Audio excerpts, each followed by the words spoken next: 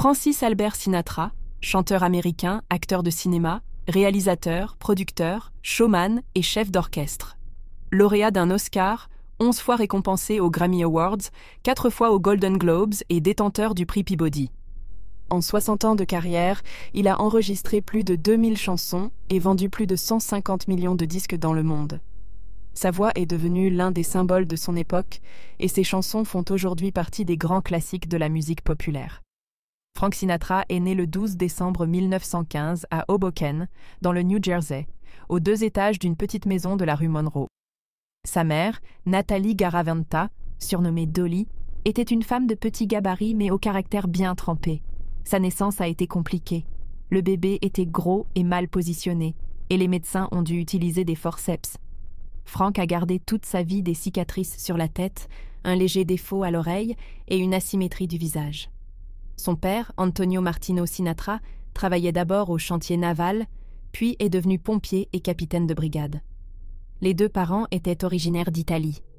Pour subvenir aux besoins de la famille, Antonio faisait aussi des combats de boxe, et Dolly gagnait de l'argent en faisant des traductions pour les immigrés. Dès petit, Frank était toujours impeccable, chemise blanche bien repassée, nœud papillon ou cravate. Dans le quartier, on disait que c'était le jeune homme le plus élégant d'Hoboken. Jeune, Sinatra adorait le jazz. Il écoutait Gene Austin, Rudy Vallee et surtout Bing Crosby, son idole absolue.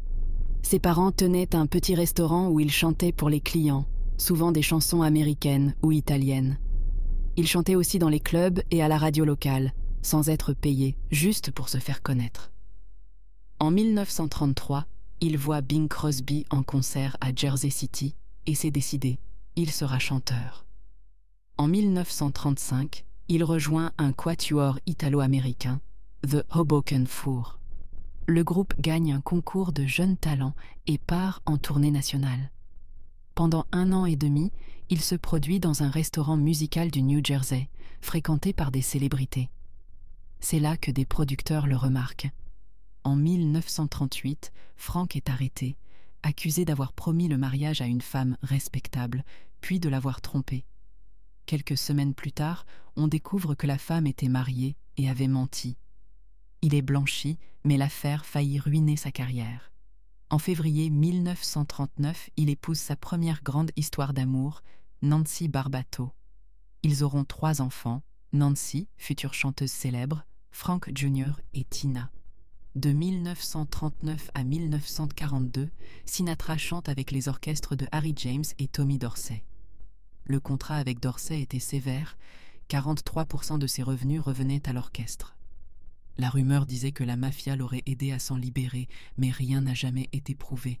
Avec Dorsey, il rencontre le pianiste Bill Miller, qui restera son partenaire artistique pendant plus de 40 ans. En 1942, un concert au Paramount Theatre de New York le propulse au rang de star. Son agent, George Evans, organise une campagne de pub massive. En 2 semaines, Frank devient le chouchou des adolescentes américaines. Ses chansons passent en boucle à la radio, ses photos envahissent les magazines. En 1943, il est déclaré inapte au service militaire à cause de sa blessure à l'oreille, mais il chante gratuitement pour les soldats. En 1945, il joue dans la comédie musicale Encore Away, escale à Hollywood. Gros succès au cinéma. L'année suivante, son premier album, The Voice of Frank Sinatra, se vend à 10 millions d'exemplaires. Au début des années 50, la carrière de Sinatra décline, panne d'inspiration, alcool et relations orageuses avec l'actrice Ava Gardner. La chasse aux communistes à Hollywood le met aussi dans la ligne de mire.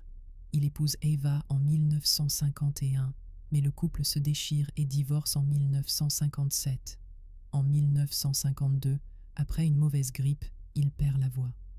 La Columbia Records rompt son contrat. Sinatra sombre et pense au suicide. En 1953, il signe avec Capitol Records et commence à travailler avec l'arrangeur Nelson Riddle. Il change d'image et sort 2 albums marquants, Songs for Young Lovers et In the Wee Small Hours, l'un des premiers albums conceptuels de l'histoire. Cette même année, grâce à Ava Gardner qui plaide sa cause, il obtient un rôle dans From Here to Eternity, tant qu'il y aura des hommes. Son personnage, le soldat Angelo Maggio, lui vaut l'Oscar du meilleur second rôle et relance sa carrière. En 1960, Sinatra fonde son propre label, Reprise Records. Il soutient activement John F. Kennedy pendant sa campagne présidentielle, mais après l'assassinat du président, il s'éloigne de la politique. En 1971, il annonce sa retraite, mais revient 2 ans plus tard avec l'album All Blue Eyes Is Back. En 1979, il enregistre New York, New York, qui devient l'un de ses titres emblématiques.